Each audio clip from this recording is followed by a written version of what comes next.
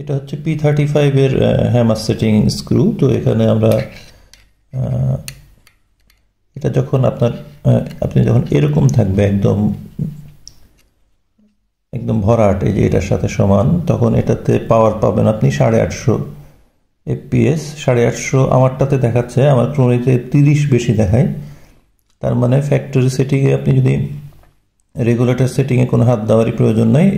এটা যখন এরকম থাকে তখন এটাতে আপনি অরিজিনালি 820 করে পাবেন FPS 18 গ্রেনে। এখন পাওয়ার তো আমাদের দরকার 880। তাহলে আপনি যেটা করবেন সেটা হচ্ছে এই যে এই স্ক্রুটা দিয়ে খেয়াল করেন।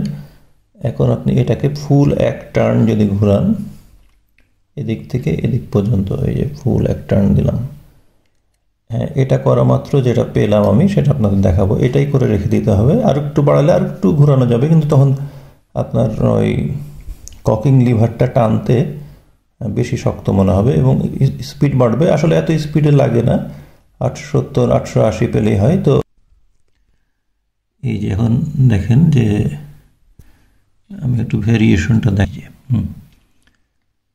এটাও তো আমি বিভিন্নবার বিভিন্নটা করেছি। এইখানে আমি সকাল থেকে যেটা করছি,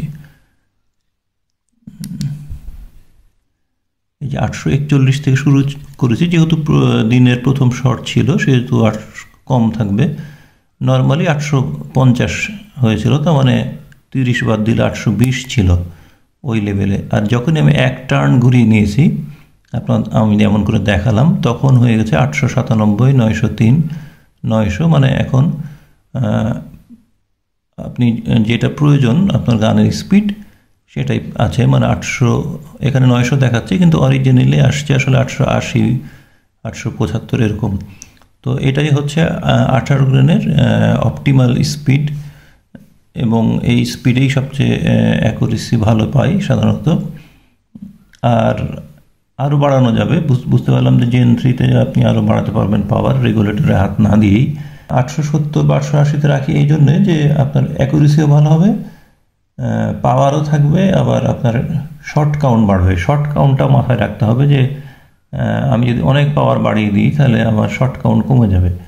সেই জন্যে 880-তে রাখাটাই সবচেয়ে বুদ্ধিমানের কাজ হবে এই টাইপের গানে।